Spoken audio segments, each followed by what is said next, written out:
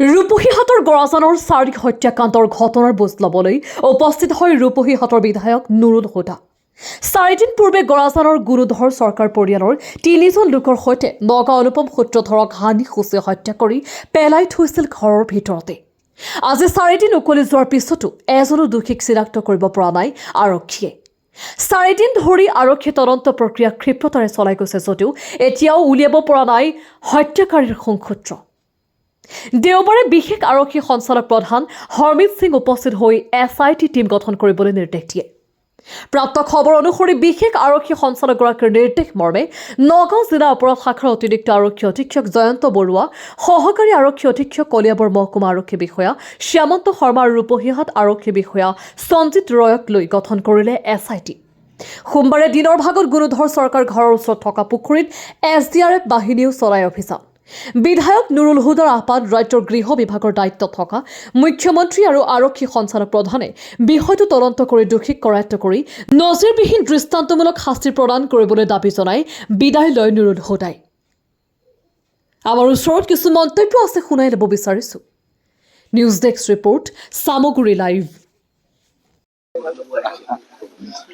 এটা অতি দুৰ্ভাগ্যজনক ঘটনা হৈছে।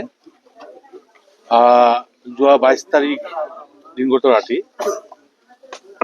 মই বিধায়ক হিচাপে অহাত দেৰি হৈছে। মই বাংগালোৰত চিকিৎসাজনিত কাৰণত আছিলোঁ। 19 তাৰিখৰ পৰা যোৱা ৰাতি আহি মই ঘৰ পাইছোঁ আৰু আজি এই দুৰ্ঘটনাগ্ৰস্ত পৰিয়ালৰ মানুহৰ লগত সাক্ষাৎ কৰিলোঁ। ভুক্তভোগী ছোৱালীগৰাকী, ল'ৰাটোকো কথা পাতিলোঁ। অতি মৰ্মান্তিক ঘটনা হৈছে। মই খবৰ পাই ফোনত আৰক্ষী বাহিনীক তদন্তৰ কাৰণে কৈছিলোঁ।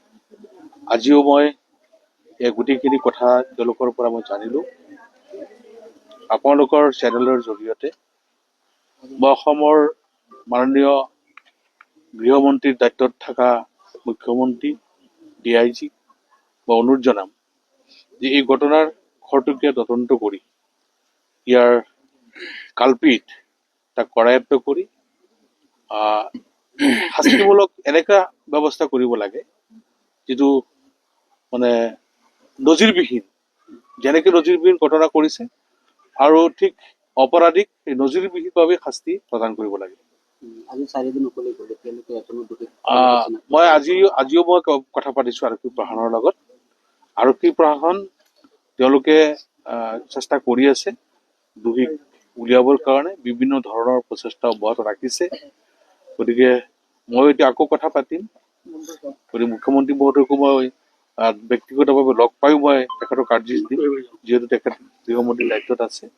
এই ঘটনাটো এটা উচিত তদন্ত হৈ কালপিত ধৰিবই লাগিব আৰু মোৰ বিশ্বাস আৰক্ষী বাহিনীয়ে যদি খুব ভালকৈ সূক্ষ্মভাৱে তদন্ত কৰে নিশ্চয় কালপিত ওলাই পৰিব।